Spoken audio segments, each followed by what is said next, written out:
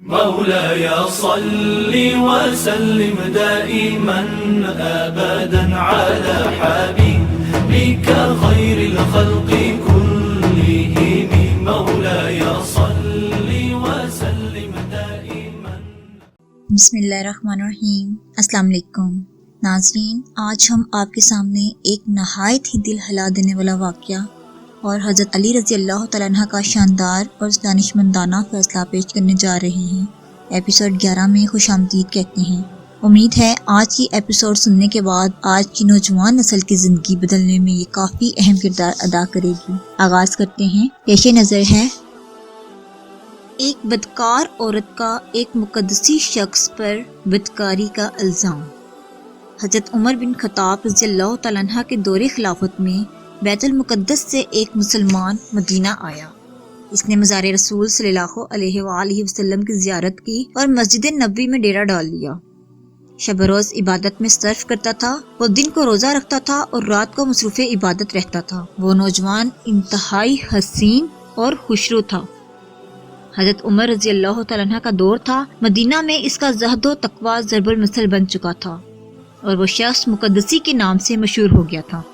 حضرت عمر رضی اللہ تعالیٰ عنہ اس شخص سے اس قدر متاثر ہوئے کہ سخت طبیعت کے باوجود اس کے پاس آ کر بیٹھتے تھے. اسے کہتے تھے کہ کوئی ضرورت ہو تو مجھے بتانا. مقدسی صرف ایک ہی جواب دیتا تھا کہ خالق کے ہوتے ہوئے مخلوق سے کیسے مانگوں. آپ بھی تو میری طرح محتاج ہیں. جب حج کا موسم آیا اور لوگ حج پر جانے کی تیاری کرنے لگے تو مقدسی بھی حج کے لیے تیار ہو گیا. جس دن قافلہ حج کوچ کرنے لگا تو خلیفۃ المسلمین حضرت عمر رضی اللہ تعالیٰ عنہ مقدسی کے پاس الوداع کرنے کے لیے آئے. مقدسی نے حضرت عمر رضی اللہ تعالیٰ عنہ سے کہا، اے ابو حفص، میں حج کو جا رہا ہوں. میرے پاس ایک چیز ہے. اگر آپ میرے حج سے واپسی تک اپنے پاس امانت رکھنے کی زحمت گوارا فرمائیں تو مہربانی ہوگی. حضرت عمر رضی اللہ تعالیٰ عنہ نے کہا، یہ بھی کوئی بات ہے.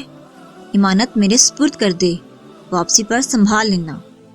مقدسی نے ہاتھی کے دانت کی ایک ڈبیا دی جو لوہے کے کفل سے مکفل تھی. حضرت عمر رضی اللہ تعالیٰ عنہ کو دی اور آپ نے وہ ڈبیا اپنے پاس رکھ لی. ایک عورت کی فریفتگی. مقدسی حج پر چلا گیا. حضرت عمر رضی اللہ تعالیٰ عنہ قافلہ حج کو بیرون مدینہ تک الوداع کہنے لگے. اس تمام راستے میں وہ مقدسی کے ساتھ چلتے رہے. الوداع کہتے ہوئے حضرت عمر رضی اللہ تعالیٰ عنہ نے امیر کارواں کو مقدسی کے بارے میں وصیت کی اور اس سے کہا کہ راستے میں سے کوئی تکلیف نہیں ہونی چاہیے. اس قافلہ حج میں ایک انصاری عورت بھی تھی. اسے رفتہ رفتہ اس مقدسی کے شباب اور حسن و جمال نے لبھانا شروع کر دیا. ابتدا میں تو اس نے اپنی دلچسپی کو اس حد تک محدود رکھا کہ مقدسی جس جگہ قیام کرتا تھا یہ اس کے قریب جگہ بنا لیتی تھی. بلاخر جب مقدسی نے اس کی طرف کوئی توجہ نہ دی تو اس نے خود پیش قدمی کی اور اس سے کہا کہ مجھے تو آپ کے اس جوان رانا اور نرم و نازک جسم پر یہ اونی لباس اچھا نہیں لگتا. یقیناً یہ آپ کو چبھتا ہوگا اور آپ کو تکلیف ہوتی ہوگی. مقدسی نے جواب دیا، ارے بھلی مانس، اس جسم پر ترس کا کیا فائدہ جو مٹی کی طرح ہے اور مٹی کی ہی خزاں ہے. انصاریہ نے کہا، آپ کا چہرہ کتنا حسین ہے. جب اس پر دھوپ پڑتی ہے اور حرارت سے چہرے کا رنگ سرخ ہو جاتا ہے تو مجھے بڑی کوفت ہوتی ہے. مقدسی نے کہا، ہوش کے ناخن لے، ایسی باتیں نہ کر. مجھے اپنے رب کریم کے حضور سے باز رکھنے کی کوشش نہ کر. اب عورت کے صبر کا پیمانہ لبریز ہو گیا تو اس نے کہا، عابد صاحب، آپ سے ایک کام ہے. اگر آپ نے میری مرضی کے مطابق کر دیا تو بہتر، ورنہ اپنا کام نکالنے تک میں آپ کا پیچھا نہیں چھوڑوں گی. مقدسی نے کہا، آپ کام بتائیں، اگر میرے بس میں ہوا تو ضرور کروں گا. عورت نے کہا، میں بھلا ایسا کام آپ کو کیوں کر کہوں گی جو آپ کے بس میں نہ ہوگا. مقدسی نے کہا، آپ زیادہ پریشان نہ کریں، کام بتائیں. عورت کا انتقام. عورت نے مسکرا کر کہا، میری صرف یہ خواہش ہے کہ آپ رات کا کچھ حصہ میرے ساتھ میرے مالک کی حیثیت سے گزاریں. مقدسی نے کانوں کو ہاتھ لگائے، اللہ کا خوف دلایا، سختی سے جھڑک دیا اور کہا، دیکھ، میں اس کماش کا آدمی نہیں ہوں. تو بھی خانہ خدا کی زیارت کو جا رہی ہے، اپنے ذہن کو اس شیطانی خیالات سے پاک کر دے. عورت نے کہا، مجھ پر تیری ایسی کوئی بات اثر نہ کرے گی. میں عورت ہوں اور کبھی اپنی توہین برداشت نہیں کر سکتی. عورت کا انتقام بہت برا ہوتا ہے، آپ سوچ لیں. مقدسی نے کہا، تو یہاں سے چلی جا، تیرے دل میں جو آئے کر گزر. مجھے اس قسم کی کوئی توقع وابستہ نہ رکھ. چند دن گزرنے کے بعد ایک رات مقدسی حسب معمول رات گئے تک عبادت کرنے کے بعد اپنی جگہ پر سو گیا۔ بدنیت عورت اٹھی، اپنی تھیلی جس میں 500 دینار تھے اٹھائی، مقدسی کے پاس جو اپنا سامان تھا اس کے تھیلے میں رکھ کر واپس اپنی جگہ جا کر سو گئی۔ صبح کو جب اٹھی اور سامان سنبھالا تو تھیلی نہ تھی۔ اس نے رونا پیٹنا شروع کر دیا، ایک ادھم مچا دیا۔ قافلے والوں نے پوچھا کیا بات ہے؟ اس نے کہا میں عورت ذات ہوں، سفر میں لٹ گئی ہوں، کسی نے میری تھیلی پر ہاتھ صاف کر لیا ہے، میرا تو زادرہ اسی میں تھا اور اب میرے پاس پھوٹی کوڑی بھی نہیں ہے۔ قافلے میں حیرت کی لہر دوڑ گئی۔ سالار قافلہ نے تمام قافلے کے سامان کی تلاشی کا حکم دیا، ایک چیز کی تلاشی لے گی لیکن تھیلی برآمد نہ ہوئی۔ سالار قافلہ نے کہا اس پورے قافلے کا سامان دیکھ چکا ہوں، تیری تھیلی کسی کے پاس برآمد نہیں ہوئی، البتہ مقدسی و چونکہ اس قسم کا شبہ کرنا بھی میں گناہ سمجھتا ہوں اس لیے اس کی تلاشی نہیں لی گئی۔ عورت نے کہا یہ درست ہے کہ وہ مقدسی ہے، لیکن جہاں تمام مہاجرین و انصار کی تلاشی لی گئی ہے تو اس کی تلاشی لینے میں کیا حرج ہے؟ ممکن ہے اس کا ظاہر کچھ ہو اور باطن کچھ ہو، آخر یہ باہر ہی سے مدینے میں آیا ہے، کون جانتا ہے کہ اس کے سابقہ اعمال کیسے تھے۔ کچھ دوسرے لوگوں نے بھی عورت کی تائید کی۔ مقدسی سے برآمدگی۔ سالار قافلہ مقدسی کے پاس آیا۔ مقدسی صبح نماز کے بعد سو رہا تھا۔ سالار قافلہ نے اسے جگایا اور قافلے میں چوری کا تذکرہ کرنے کے بعد اس سے تلاشی کی اجازت لی۔ مقدسی بیچارہ تو بے فکر تھا، اسے کیا معلوم تھا کہ مجھے نیکی کی سزا ملنے والی ہے۔ اس نے سالار قافلہ سے کہا جب تمام کی تلاشی لی جا چکی ہے تو مجھے ان سے الگ رکھنا خلاف انصاف ہے۔ آپ نے جس طرح دوسروں کی تلاشی لی ہے میری بھی لیں، مجھے کوئی اعتراض نہیں ہے۔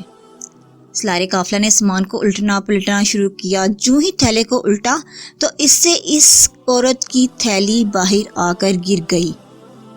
وہ بھی کھڑی دیکھ رہی تھی، اپنی تھیلی کو دیکھ کر جھپٹی اور کہنے لگی کہ یہی میری تھیلی ہے، دیکھا میں نہ کہتی تھی کہ اس کی نمازوں پہ نہ جاؤ، اندر سے کچھ اور معلوم ہوتا ہے۔ اب کیا تھا، پورے قافلے نے اس بیچارے کو لاتوں و مکوں پر رکھ لیا۔ جب مار مار کر تھک گئے تو اسے زنجیر پہنا دیے کہ حج سے واپسی کے بعد مدینہ لے جائیں گے اور حضرت عمر رضی اللہ تعالیٰ عنہ کو بتائیں گے کہ جس کی آپ نے وصیت کی تھی اس کے کرتوت یہ ہیں۔ مقدسی معاملے کی تہہ تک پہنچ گیا۔ اس نے اپنا فیصلہ اللہ پر چھوڑ دیا اور جو کچھ بھی اسے کہا گیا یا کیا گیا اس نے کسی سے ایک لفظ تک نہ کہا۔ تانا زنی کے نشتر اور مار سب کچھ خاموشی سے سہتا گیا۔ جب مکہ پہنچے تو اس نے سالار قافلہ سے دست بدستہ گزارش کی کہ آپ بھی حج کے لیے آئے ہیں اور میں بھی اسی نیت سے آیا ہوں، آپ جو ضمانت لینا چاہیں لے لیں اور مجھے حج کے لیے آزاد کر دیں۔ میں اپنی مرضی سے حج کرنا چاہتا ہوں۔ مناسک حج کی ادائیگی کے بعد جس دن جس جگہ آپ جہاں کہیں کہیں گے میں پیش ہو جاؤں گا، اور آپ مجھ سے جو سلوک بھی کریں گے میں اسے رضائے خدا سمجھ کر برداشت کروں گا، جس طرح پہلے آپ لوگوں سے شکوہ نہیں کیا پھر بھی نہیں کروں گا۔ مقدسی کے قول کی پختگی۔ قافلے والے دو حصوں میں بٹ گئے، کچھ کہنے لگے کہ جان چھڑانا چاہتا ہے پھر کب ہاتھ لگے گا، اور کچھ کہتے تھے کہ انہیں معلوم اس نے چوری کیوں کی ہے، ایسا نہیں لگتا جو کہہ رہا ہے وعدہ پورا کرے گا۔ بالآخر اس بات پر اتفاق ہوا کہ اسے حج کے لیے آزاد کر دیا جائے، اگر آ گیا تو حضرت عمر رضی اللہ تعالیٰ عنہ کے پاس لے جائیں گے، اگر نہ آیا تو حضرت عمر رضی اللہ تعالیٰ عنہ کو جا کر بتائیں گے۔ آخر ایک انجان شخص کی خاطر حضرت عمر رضی اللہ تعالیٰ عنہ ہم تمام جاننے والوں کی بات مسترد نہیں کریں گے۔ اس فیصلے کے بعد ان لوگوں نے مقدسی کو چھوڑ دیا اور اسے کہہ دیا کہ حج سے فراغت کے بعد تو فلاں دن فلاں جگہ ہمارے پاس آ جانا۔ مقدسی نے ان کا شکریہ ادا کیا اور ان سے رخصت ہو گیا۔ حج سے فراغت کے بعد وہ ان کی بتائی ہوئی جگہ پر واپس آ گیا۔ تمام قافلے والے اس کی دیانت سے متاثر ہوئے اور کہنے لگے کہ اب اسے زنجیر میں کرنے کا کوئی فائدہ نہیں ہے، اگر اسے بھاگنا ہوتا تو یہ بھاگ گیا ہوتا، جب آ ہی گیا ہے تو اسے ساتھ لے کر چلو، لیکن پابند سلاسل نہ کرو۔ چنانچہ قافلے کے ساتھ مدینہ کی راہ پر گامزن ہو گیا۔ عورت کے پاس زاد راہ ختم ہو گیا تھا۔ واپسی میں دوران سفر قافلے سے بچھڑ کر ایک جگہ زاد راہ کی خاطر ایک بستی میں آئی۔ بستی سے باہر ایک گڈریا ملا۔ عورت نے اس سے کچھ مانگا۔ گڈریا نے کہا میرے پاس تو دینے کو سب کچھ ہے، میں دے دوں گا، لیکن بدلے میں مجھے کیا ملے گا؟ عورت نے کہا تجھے اللہ کی طرف سے جزا ملے گی، میں مسافر ہوں، قافلے والوں میں سے کسی کے پاس اپنی ضرورت سے زائد نہ تھا، ورنہ میں ادھر کا رخ نہ کرتی۔ گڈریے نے کہا اللہ تو ثواب قیامت میں دے گا، مجھے اس وقت کچھ چاہیے۔ عورت نے کہا اگر اس وقت میرے پاس کچھ دینے کو ہوتا تو یہاں کیوں آتی؟ گڈریے نے کہا میں ایسی چیز کا مطالبہ نہیں کر رہا جو تیرے پاس نہیں ہے، میں جو کچھ مانگ رہا ہوں وہ تیرے پاس موجود ہے۔ عورت نے جب دیکھا کہ اب کوئی چارہ نہیں ہے تو اس نے گڈریے سے حامی بھر۔ وہیں ٹیلے کے اوٹ میں عورت نے گڈریے کا مطالبہ پورا کیا اور گڈریے نے عورت کو زیادہ راہ دے دیا۔ وہاں سے فارغ ہو کر عورت پھر قافلے میں واپس آ گئی۔ ابھی تک قافلہ سستا رہا تھا، کوچ نہیں ہوا تھا۔ سفر میں 2 یا 3 دن گزرنے کے بعد ایک دن عورت رفع حاجت کی خاطر خلوت میں گئی۔ وہ فارغ ہو کر واپس آ رہی تھی کہ ایک ضعیف العمر شخص نے اس عورت کا چہرہ دیکھ کر پوچھا کیا تو حاملہ ہے؟ عورت نے کہا نہیں، میں تو حاملہ نہیں ہوں۔ بوڑھے نے کہا مجھ سے چھپانے کی ضرورت نہیں ہے، 2 دن پہلے تو نے جس گڈریے سے زیادہ راہ مانگا ہے تو اس سے حاملہ ہو چکی ہے۔ عورت یہ سن کر رونے لگی۔ مقدسی پر ایک اور افتاد۔ بوڑھے نے کہا پگلی کہیں کی روتی کیوں ہے؟ جس کو گڈریے کا واقعہ معلوم ہے اسے اور بھی بہت کچھ معلوم ہے۔ تیرے قافلے میں جو مقدسی ہے اور تو اس سے ایک فریب پہلے کر چکی ہے، پھر حمل بھی اس کے ساتھ تھوپ دے اور ابھی جا کر سلارے قافلہ کو بتا دے کہ مقدسی نے مجھے کمزور سمجھ کر مجھ سے زبردستی کی ہے۔ یہ سن کر عورت خوش ہو گئی۔ جیسے ہی قافلے کے قریب آئی تو واویلا شروع کر دیا۔ قافلے والوں نے پوچھا پھر کیا ہوا ہے؟ عورت نے رو رو کر کہا کہ اس مقدسی ظالم نے مجھے کہیں کا نہیں چھوڑا، اس نے زبردستی مجھے گھیر کر بلا جبر زنا کیا اور میں شرم کے مارے کچھ نہ کہہ سکی اور نہ ہی کسی کو کچھ بتا سکی کہ مجھ سے زبردستی ہوئی ہے، لیکن اب معاملہ چونکہ میرے بس میں نہیں رہا، مجھے یقین ہو گیا ہے کہ اس کا نتیجہ بہر صورت ظاہر ہو کر رہے گا، تو میں زبان کھولنے پر مجبور ہو گئی ہوں۔ یہ سنتے ہی قافلے والے ایک مرتبہ پھر مقدسی پر پل پڑے، لاتوں گھونسوں مکوں سے اس کا برا حال کر دیا، لیکن مقدسی نے کسی کو کچھ نہ کہا اور نہ ہی اپنی صفائی میں زبان کھولی۔ جتنی گالیاں پڑتی رہی، جتنی مار پڑتی رہی اور جس قدر تانا تشنا ہوتی رہی، سب کچھ خاموشی سے سنتا رہا۔ مدینہ قریب تھا۔ اہل مدینہ کو قافلے کی واپسی کی اطلاع مل چکی تھی۔ حضرت عمر رضی اللہ تعالیٰ عنہ اور دیگر اہل مدینہ بیرون مدینہ قافلے کے استقبال کے لیے رکے ہوئے تھے، مقدسی حضرت عمر رضی اللہ تعالیٰ عنہ کے روبرو۔ جب قافلہ پہنچا تو ہر ایک دوسرے سے بغلگیر ہونے لگا۔ حضرت عمر رضی اللہ تعالیٰ عنہ کی نگاہ مقدسی کو تلاش کر رہی تھی کہ سلارے قافلہ نے حضرت عمر رضی اللہ تعالیٰ عنہ کو چوری اور زنا بالجبر کی دونوں داستانیں سنا ڈالی۔ حضرت عمر رضی اللہ تعالیٰ عنہ نے دیکھا مقدسی پابند سلاسل سب کچھ خاموشی سے سن رہا ہے۔ حضرت عمر رضی اللہ تعالیٰ عنہ نے پوچھا اے ظالم، یہ تو نے کیا کیا؟ تیرا ظاہر تو بڑا اچھا تھا لیکن تیرا باطن اتنا برا۔ باخدا میں تجھے وہ سزا دوں گا کہ تیرے جیسے پھر کبھی لباس زہد پہن کر کسی کو فریب نہ دے سکیں گے۔ مقدسی نے زبان تک نہ کھولی، خاموشی سے بیٹھا رہا اور سنتا رہا۔ دوسری طرف لوگوں کی بھیڑ میں لمحہ بے لمحہ اضافہ ہوتا چلا گیا اور لوگ انتظار کرنے لگے کہ اب دیکھیں کیا فیصلہ ہوتا ہے کہ اتنے میں حضرت علی رضی اللہ تعالیٰ عنہ تشریف لے آئے۔ حضرت عمر رضی اللہ تعالیٰ عنہ نے تمام واقعہ حضرت علی سے گوشگوار کیا۔ آپ نے مقدسی کو دیکھا اور وہ سر جھکائے پابند سلاسل خاموش بیٹھا زمین کو دیکھ رہا تھا۔ عورت کے بیانات۔ حضرت علی رضی اللہ تعالیٰ عنہ نے فرمایا کہ میں علی خود گواہی دیتا ہوں کہ اس شخص نے نہ تو زنا کیا ہے اور نہ ہی چوری کی ہے۔ حضرت عمر رضی اللہ تعالیٰ عنہ نے یہ بات سنتے ہی اپنی جگہ چھوڑ دی۔ حضرت علی رضی اللہ تعالیٰ عنہ کے پاس آ کر کھڑے ہوئے اور فرمانے لگے کہ اے علی، بھلا یہ کیسے ہو سکتا ہے؟ بھلا کوئی عورت اپنے آپ کو داغدار کیسے کر سکتی ہے؟ حضرت علی رضی اللہ تعالیٰ عنہ نے عورت کو اپنے پاس بلایا اور فرمایا شرافت سے اپنی پوری داستان ان لوگوں کے سامنے بیان کر دی۔ عورت نے کہا قافلے نے میری تھیلی اس کے مال سے برآمد کی ہے، یہ قافلہ چوری کا گواہ ہے۔ جہاں تک زنا کا تعلق ہے تو زنا گواہوں کے سامنے نہیں کیا جاتا۔ بات یہ ہے کہ اس کی کرت بڑی حسین اور دلکش تھی۔ قافلے والے جانتے ہیں کہ میں اس کی کرت سننے کی خاطر اس سے قریب تر رہتی تھی۔ ایک رات جب قافلے والے سو گئے تو میں اس کے قریب ہی پڑی اس کی کرت سن رہی تھی۔ جب میں سما میں منمحک ہو گئی تو اس نے اچانک اتنی جلدی سے مجھے دبوس لیا کہ میں ہل نہ سکی اور رسوائی کے خوف سے فریاد تک نہ کر سکی، لیکن اب میرے پاس اظہار کے سوا کوئی چارہ نہ تھا۔ حضرت علی رضی اللہ تعالیٰ عنہ نے فرمایا اللہ تجھ پر لعنت کرے، تو نے دونوں باتوں میں جھوٹ کہا ہے۔ پھر حضرت علی رضی اللہ تعالیٰ عنہ حضرت عمر رضی اللہ تعالیٰ عنہ کی طرف متوجہ ہوئے اور فرمایا اے امیر المومنین، اس نوجوان نے حج پر جاتے ہوئے آپ کو امانت دی تھی۔ حضرت عمر رضی اللہ تعالیٰ عنہ نے فرمایا بالکل، میرے پاس اس کی امانت موجود ہے۔ حضرت علی رضی اللہ تعالیٰ عنہ کی عدالتی جرا۔ حضرت علی رضی اللہ تعالیٰ عنہ نے عرض کیا آپ ایسا کریں، وہ ہاتھی دانت کی ڈبیا جس پر لوہے کا کفل پڑا ہے اس جوان کی امانت دربار میں منگوا کر اپنے پاس رکھیں، پھر میں آپ کو اصل واقعے سے آگاہ کرتا ہوں۔ حضرت عمر رضی اللہ تعالیٰ عنہ نے وہ ڈبیاں منگائی اور اپنے پاس رکھ لی۔ حضرت علی رضی اللہ تعالیٰ عنہ نے عورت کو اپنے سامنے کھڑا کیا اور فرمایا اب میں جو کچھ پوچھتا جاؤں سیدھی سیدھی بات بتاتی جانا، ورنہ تجھے معلوم ہونا چاہیے کہ میں اس برے مجموعے مجمع میں تیرے سابقہ کرتوت ماں گواہوں کے کھول کے رکھ دوں گا۔ عورت کا جسم پسینے سے شرابور ہو گیا اور وہ تھر تھر کانپنے لگی۔ حضرت علی رضی اللہ تعالیٰ عنہ نے فرمایا، کیا تو نے فلاں مقام پر اس جوان کے پاس جا کر اسے دعوت گناہ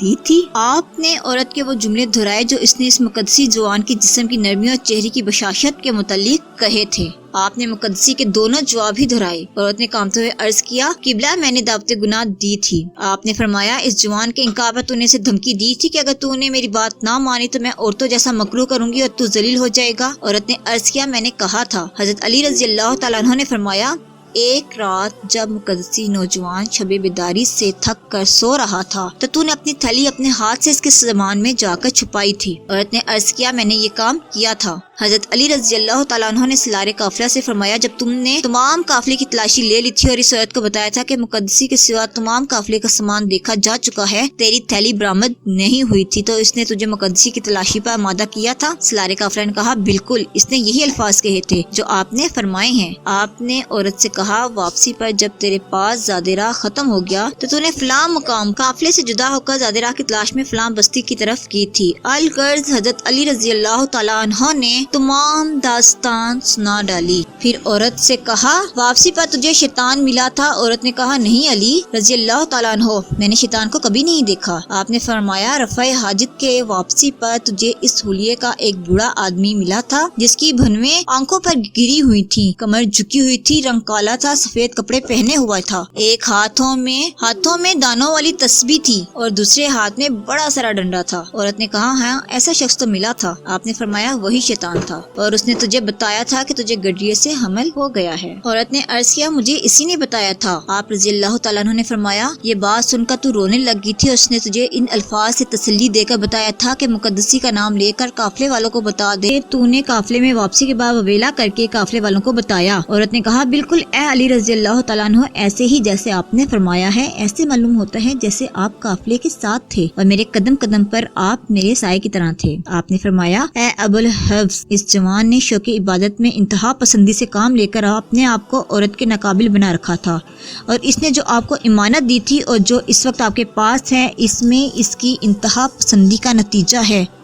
اس جوان نے اپنا آلہ تناسل کاٹ کر اسی ڈبیا میں رکھا ہوا ہے جو سبز ریشم کے کپڑے میں لپٹا ہے۔ پہلے آپ ڈبیا کو کھول کر اس میں میری بات کی تصدیق کر لیں، بعد میں جن لوگوں کو میری بات میں شک رہ جائے وہ اس نوجوان کو بھی ملاحظہ کر لیں۔ حضرت عمر رضی اللہ تعالیٰ عنہ نے فرمایا، ابو الحسن رضی اللہ تعالیٰ عنہ، اب اس خبیثہ کے ساتھ کیا سلوک کیا جائے؟ آپ نے عرض کیا، قبرستان یہود میں گڑھا کھود کر اسے سینے تک دبا کر رجم کیا جائے۔ اس عورت کو سنسار کیا گیا۔ وہ مقدسی نوجوان تا وفات مسجد نبوی میں مصروف عبادت رہا۔ حضرت علی رضی اللہ تعالیٰ عنہ پہ اللہ تعالیٰ نے یہ حالات منکشف کر دیے تھے اور آپ کے اس فیصلے کو آپ کی کرامات قرار دیا جاتا ہے۔ اللہ تعالیٰ نے آپ پر تمام واقعات منکشف کر دیے تھے۔ آج تک کے لیے اتنا ہی۔ اگلی ایپیسوڈ کے لیے اجازت دیجیے۔ اپنا اور اپنے پیاروں کا بہت سا خیال رکھیے گا۔ اللہ حافظ۔